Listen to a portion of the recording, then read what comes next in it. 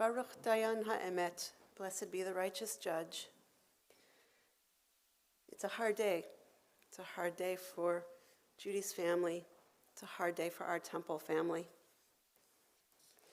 Death has taken our beloved Judy Torrez. Our friends and family grieve in their darkened world. In their silence, there is lamentation.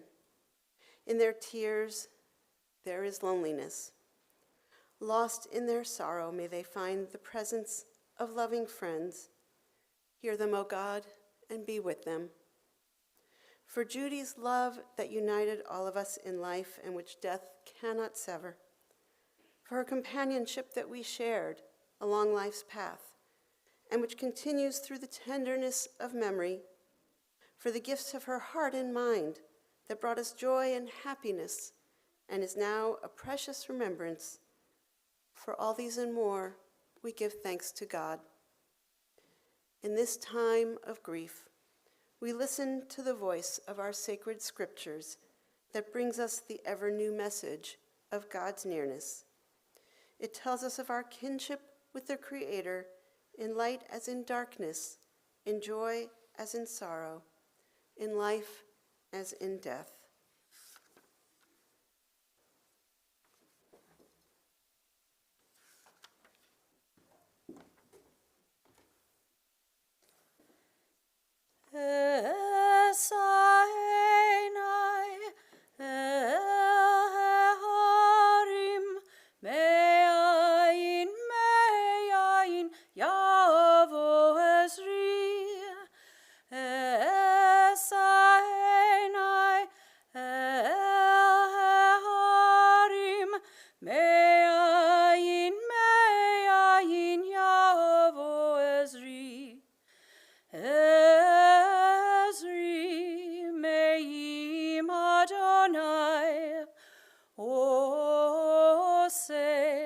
Shamayim varetz Ezri Meim Adonai Oseh Shamayim varetz. I lift my eyes to the mountains. What is the source of my help? My help comes from Adonai, maker of heaven and earth. God will not let your foot to give way. Your protector will not slumber. See, the protector of Israel neither slumbers nor sleeps. God is your guardian. God is your protection at your right hand. The sun will not strike you by day, nor the moon by night. God will guard you from all harm. God will guard your soul, your going and your coming now and forever.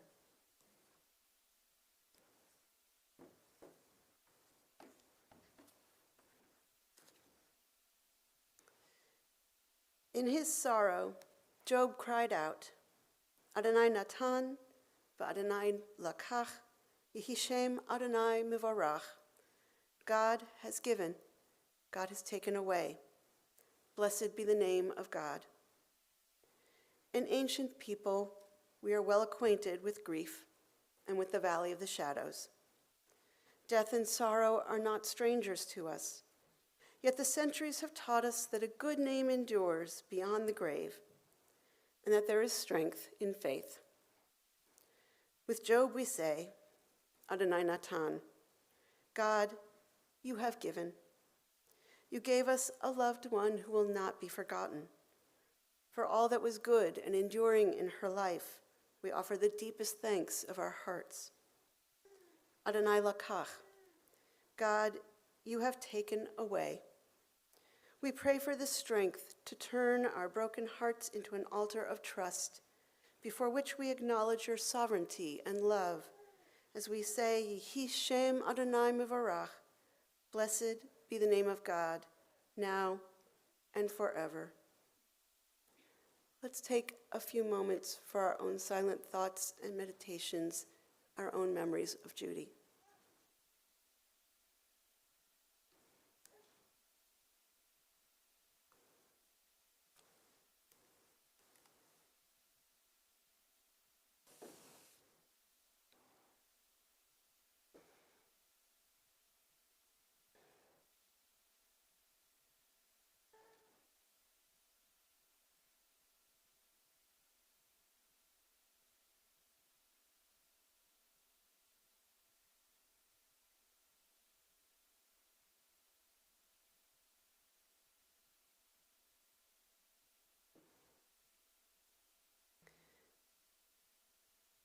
May the words of our mouths and the meditations of our hearts be acceptable in your sight, O God, our strength and our Redeemer. Judy's family has suffered a terrible loss, as has our Beth Hillel family. Judy was much beloved by her family and her Beth Hillel family. We all grieve together at her loss. Judy was born Judith Hannah Richmond.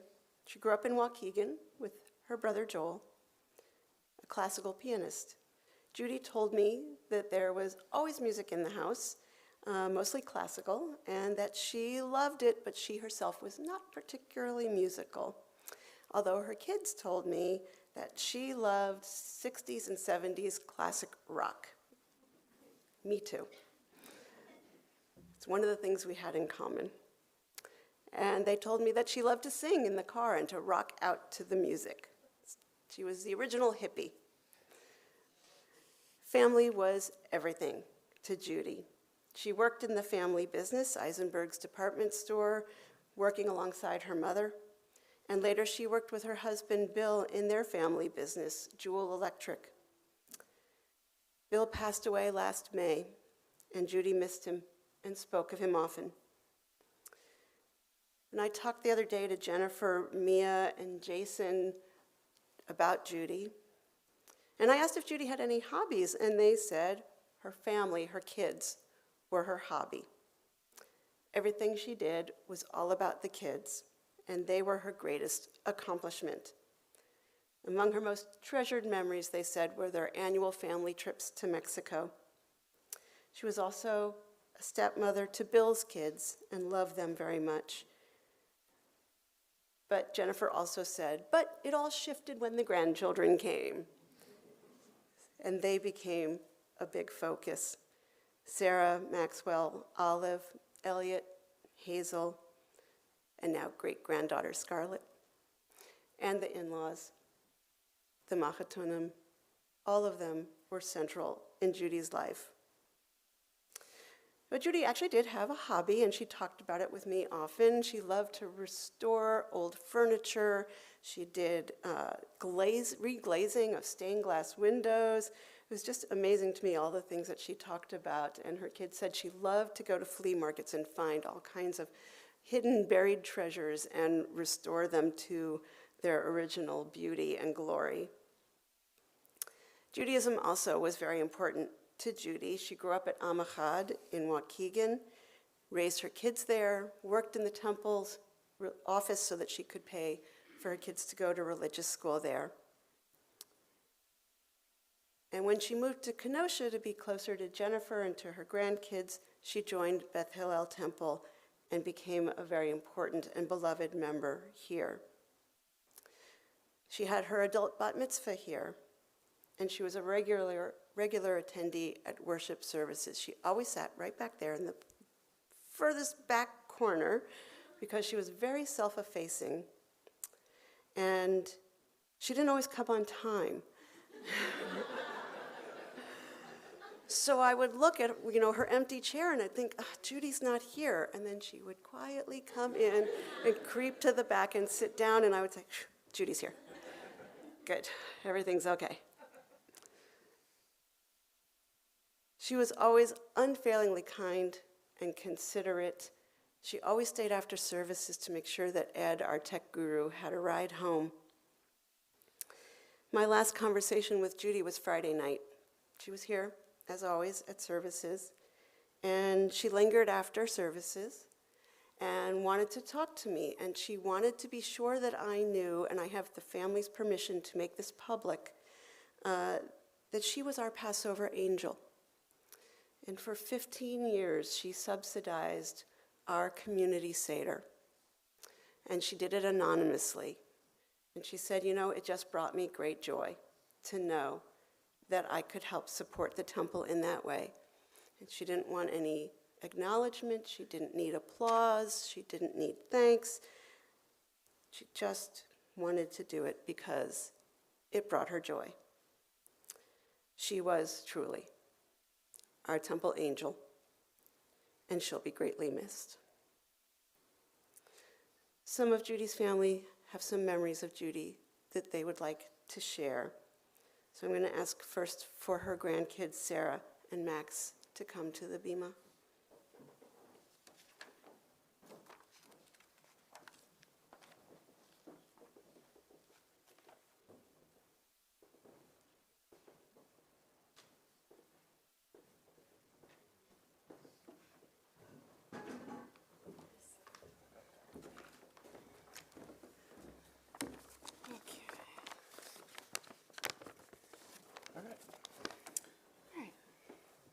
Yeah? Yep.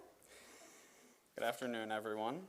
Thank you all for being here to celebrate and remember our Grandma Judy. As we sat and put this together, we went through many of Judy's voicemails, and today we'd like to borrow a bit of her style to begin. Hey, Grams. It's us.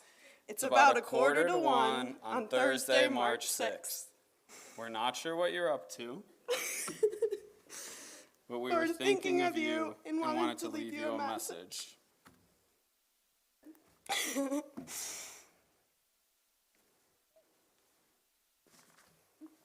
Gramps, though you always reminded us, not that G word in public,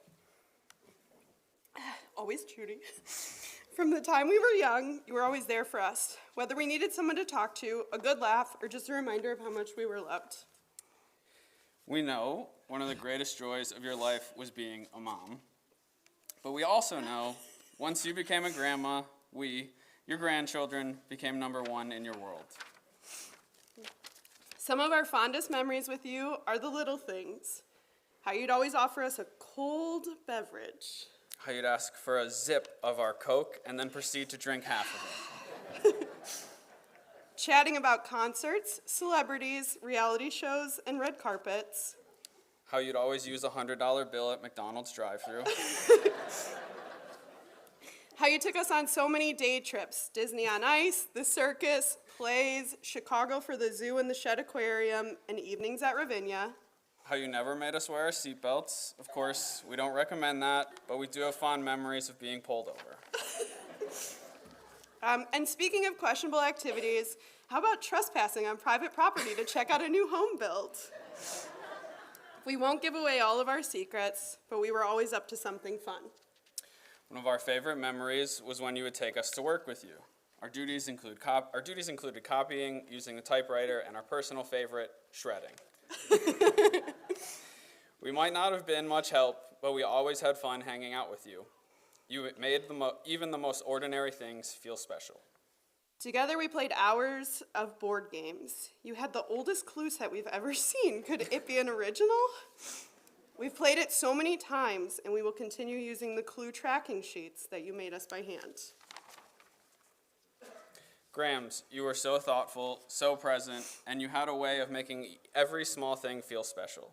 Perhaps this is because you always described everything as the most beautiful, the most awesome, and the most out of this world. Grams, you were my very first best friend, the first phone number I ever learned to dial. Our conversations, like those you had with many others in this room, were never short. Most calls lasted anywhere from 30 minutes to an hour, sometimes more. No matter what was going on in our lives, you were always available, always checked in, and always cared so deeply about how we were doing.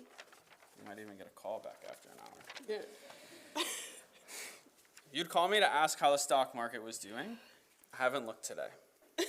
You and I were always dabbling in investing, and it was just something fun for us. You taught me to invest without any expectation of a return.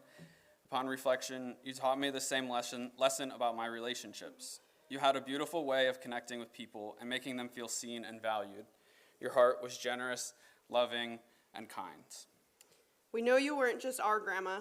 You loved our friends, our significant others, and anyone we'd ever mention with such care. You made everyone feel like family. You were always asking about the people we loved. Jeremy, he is fine. And you could hear in your voice how deeply you cared for them, just as much as you cared for us all. Should we mention your cooking? You would probably laugh and say no. But you had two specialties, spaghetti bake, which we all enjoyed last night, Yes. and Jell-O, Those comfort foods became staples in our families, and every bite brings back memories of our family gatherings and your love. We could go on and on about you forever, but we'll carry your memory in our heart always. We find comfort in knowing that we're not the only ones here who will miss your warmth, your laughter, and your beautiful soul. So as we say goodbye today, we want to thank you, Grams, for all the love, laughter, lessons, and cold beverages you gave us. We'll miss you deeply, but we'll carry your spirit with us, your joy, your kindness, and your out-of-this-world attitude always. You don't have to call us back. We love you so much.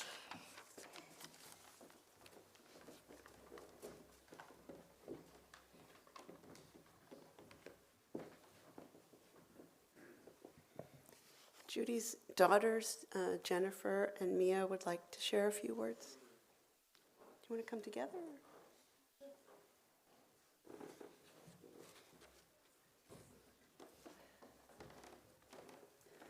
For those of you who don't know me, I'm Judy's middle daughter, Mia.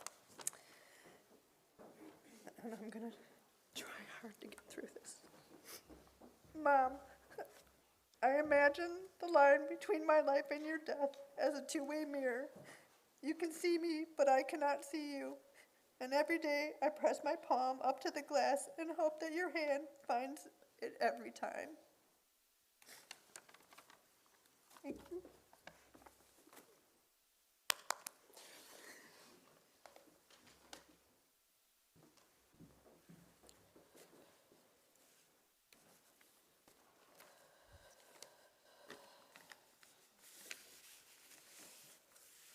Patience.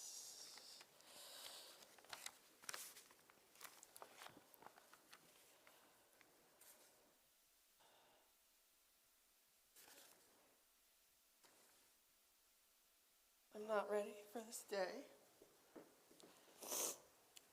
as I know none of you are either. It was hard for me to put together something eloquent and concise, so I'm going to share with you some abstract things, and I think that you'll all be able to follow.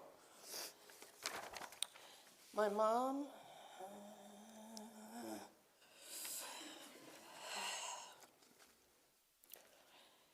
I've known her every minute of my entire existence.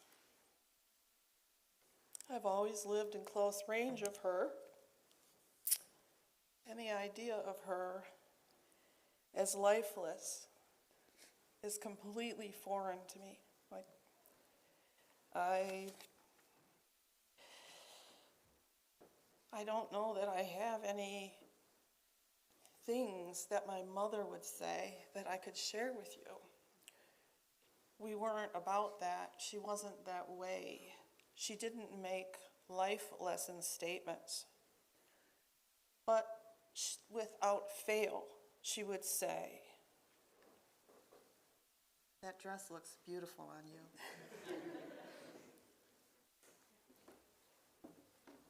So learning from her was all experiential, perhaps. She had an artist's eye for the unique, the cool, the funky. And that's what led, or was part of the experience of Judy being possibly the original great American picker. She had an eye for things that other people very often, most often, were looking to discard. But she saw potential and possibility in everything.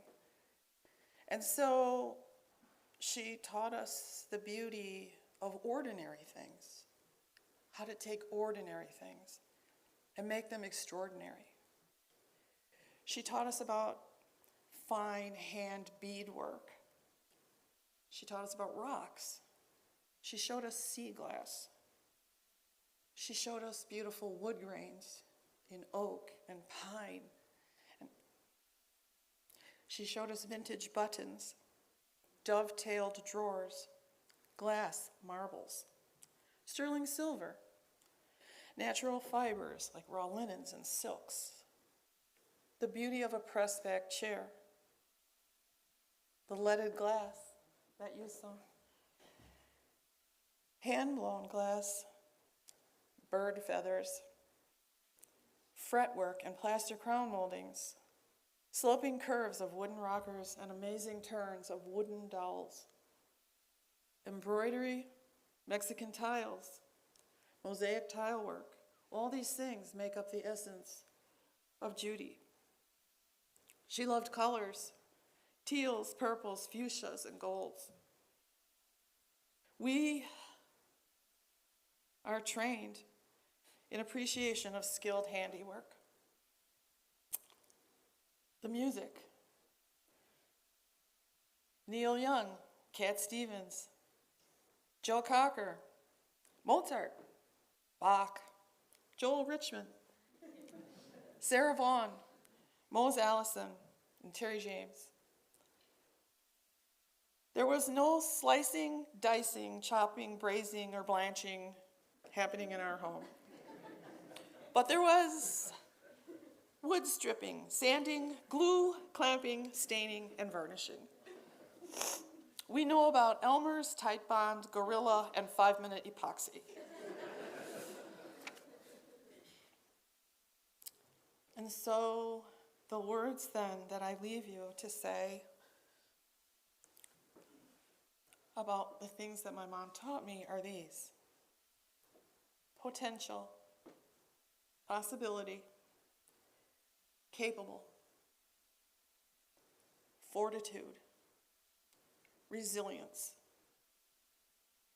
courage, resurrection, strength, patience, exuberance, fierce, encourage, love, beauty, resourceful, self-reliant, and vitality.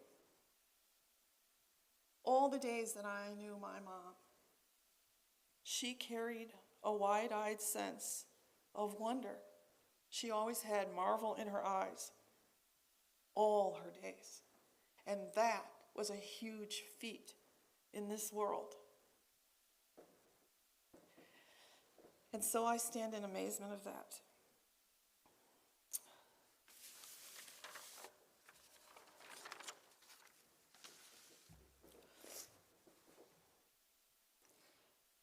I thought that woman would live forever. I guess I grew up, but I swear she never grew old. Sometimes I put on her favorite sweater when I'm all alone and the world feels cold. She'd say, "You should have known me when I was 20, when life was a long road ahead with no end. I was a fast car riding pretty, but I had a ball and I'd do it all again. Remember me beautiful. Remember me young. Remember me smiling, my face towards the sun. Remember me happy when you remember what was, but most of all, remember my love. Don't think I ever heard her talk about dying. She was just too busy living every day. And I want to call her up, and I can't stop crying. If heaven had a phone, I'm sure she'd say, remember me beautiful. Remember me young. Remember me smiling, my face towards the sun. Remember me happy when you remember what was. And most of all, remember my love. I told her she could go if she was ready. And I promised her that we'd all be okay. She needed me, so I was strong and steady. I leaned in close, and I hope she heard me say, remember me beautiful. Remember me young. Remember me smiling, my face toward the sun.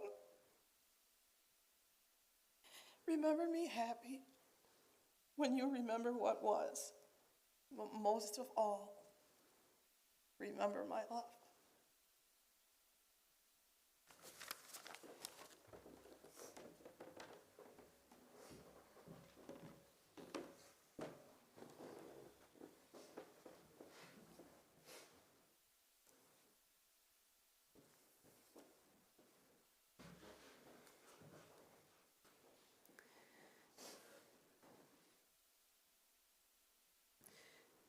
May the memory of Judy endure among us as a blessing. In your own time, O God, when we too are called to enter eternity, may we leave this life secure in the faith that in your light we shall see light. In life and in death we cannot go where you are not, and where you are, hope endures. Sustained by this assurance, we invoke your name, Almighty God. I'd like to ask you all to please rise for El Malay Rachamim.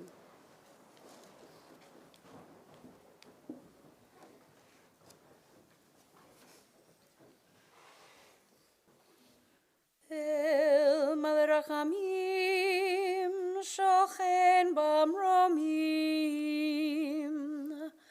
Hamse menucha nechona tachat kanfei hashchina Im kedoshim utahorim kezohar harakia mazhirim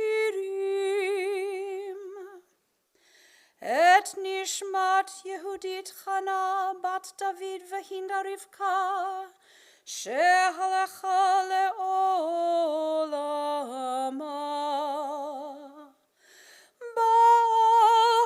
Ba'arachamim yastireha beseter kenafav le'olamim v'itzror b'itzror hachayim et nishmata Adonai hu nachlata v'tanuach b'shalom al mishkava v'nomar Amen. Compassionate God, eternal Spirit of the universe, grant perfect rest in your sheltering presence to Judy Torrez, who has entered eternity. O God of mercy, let her find refuge in your eternal presence, and let her soul be bound up in the bond of everlasting life. God is her inheritance. May she rest in peace. Let us say, Amen. Please be seated.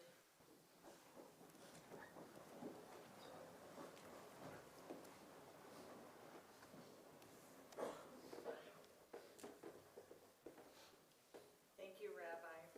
Thank you, everyone, for being here to celebrate Judy. We will be going to the cemetery in Waukegan, and I'm going to do damage control right off the bat if I am mispronouncing the cemetery's name. Hekad. I've been practicing all morning.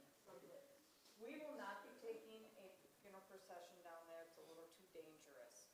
So we ask that if you're going to the cemetery, please meet us there. Easiest way, take Highway 31 to Grand Avenue and take a left. We're asking that everyone please step to your cars, and then we will bring Judy out. For those of you who would like to help us as a pallbearer, please just meet us